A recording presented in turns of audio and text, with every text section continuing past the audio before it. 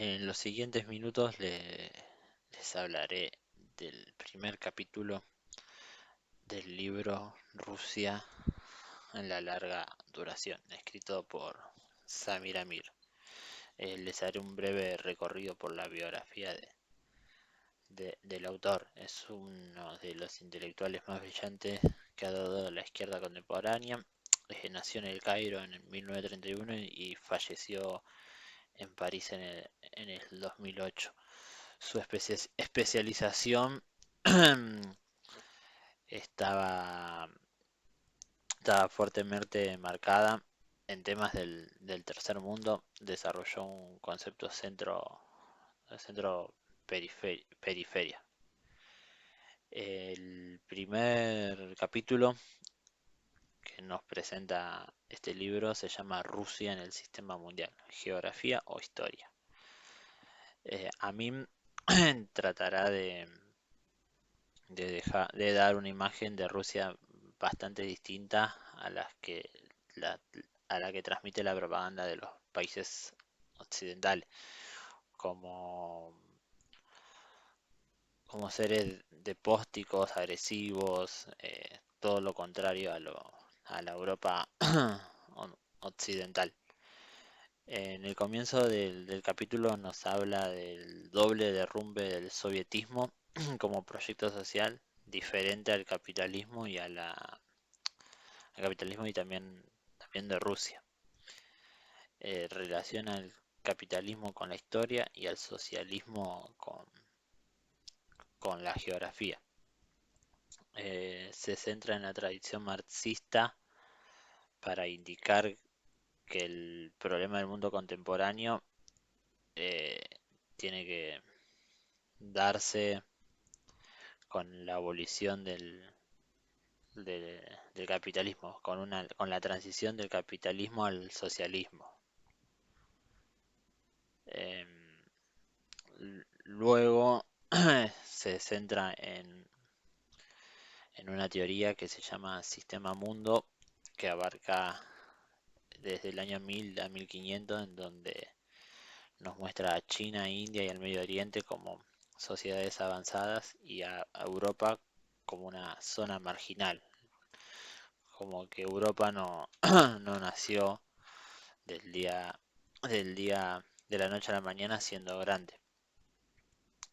Todo este mundo se extendía desde la frontera de Polonia hasta lo que hoy actualmente es Mongolia y utiliza un concepto para denominar todo este territorio que le dice Océano Euroasiático. En este sistema mundo, entre esos años, con el comercio, se daría paso a un incipiente capitalismo dado a las transformaciones locales eh, en respuesta a los desafíos que enfrentaban las sociedades eh, con el tema de la globalidad, de los movimientos que empezaron a surgir, más que nada con la ruta de la seda. El autor nos muestra que Europa tuvo la iniciativa de comercializar con Asia. Al conocer este nuevo mundo, Europa quedó omnibulada por estas grandes civilizaciones como la de Rusia y la de China. Pero tenía un problema, las distancias, y para eso Europa tuvo que empezar a controlar los territorios. Y una de las primeras maneras de hacerlo fue con las guerras de las cruzadas entre el año 1100 y 1250, que fue un momento de rápida evolución para Europa occidental. Y entonces, y con eso romper el monopolio del Medio Oriente con el paso hacia Asia Oriental. Esta, estas guerras también facilitaron el surgimiento del Imperio Otomano tras la caída de Bizancio y de los califatos. A partir de ahora, Euroasia entra en la historia fuertemente, digamos. Ya empieza a tener relaciones con Europa occidental, ya empiezan a, a comercializar y a la vez Europa también se abrió una nueva ruta para agilizar el comercio. Fue una ruta marítima y que a la vez esa ruta lo llevó a seguir por el oeste hasta a encontrar América, que la usa de periferia para su naciente capitalismo. Entre la historia de Rusia y de Europa, eh, siempre Rusia intentó ser lo más europea posible, siempre estuvo unos pasos más atrás que la Europa occidental, tanto en comercio como en sistemas políticos. Y para ir finalizando el primer capítulo, nos da dos preguntas para responder por qué la Revolución Rusa no fue un epifenómeno. Nos dice que Rusia cree iniciar la Revolución Mundial, pero posee la estructura autocentrada, que eso explica que no tenía periferias como lo tuvo Europa para poder llevar a cabo el nacimiento del capitalismo. La segunda pregunta que plantea a mí es por qué la URSS fracasó en transformar esa necesidad de una palanca de transformación progresista irreversible. Y nos dice que parte del cuestionamiento de la teoría de transición socialista es inexacta en el plano de la historia como en el de la geografía del capitalismo. También evoca la larga transición para ser recordada para constituir la explicación del fracaso soviético. Y para ir cerrando el video, nos dice que si se acepta la tesis de la larga transición, la etapa inmediata que constituye el desafío al cual se enfrenta el mundo pluripolar permita el desarrollo máximo de las fuerzas antisistemas. Para los rusos y los demás pueblos de Eurasia, la ex-URSS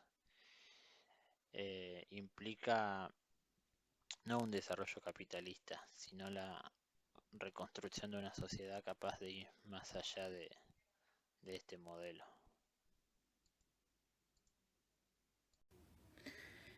En el capítulo número 2, el autor comienza a hacer un recorrido sobre la construcción de la Gran Rusia despótica en expansión geográfica. En particular, hace referencia a una teoría general acuñada por Paul Kennedy en 1989, a quien critica por considerarla ahistórica y por consiguiente no científica.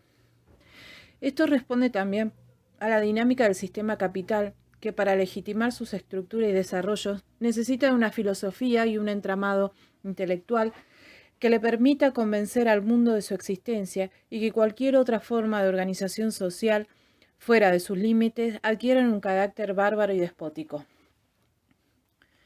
El autor trata de desmitificar a la formación del imperio de los zares, la Gran Rusia y luego la URSS. Dará cuenta también de la participación de los medios de comunicación para esta caracterización.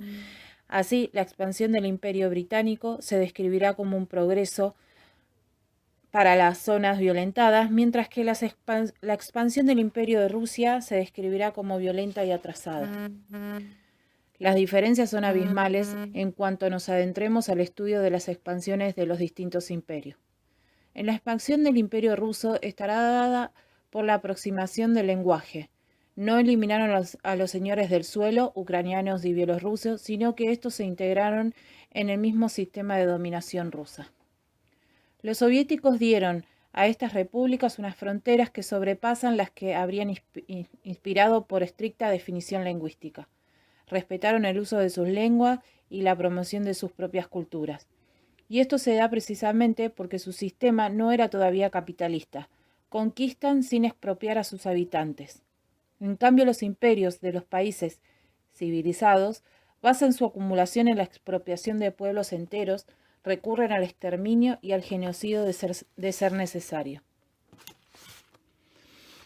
El autor también continúa describiendo al sistema de producción capitalista como un devorador de los sistemas productivos nacionales. Las mercancías ya no se definen en un lugar particular, sino que su proceso de fabricación se atomiza en varios lugares del mundo, centralizando el control del capital y generando una burguesía mundial, localizadas en la tríada dominante de Estados Unidos, Europa y Japón. Los estados nacionales ya no poseen el poder, sino que están unidos en monopolios generalizados.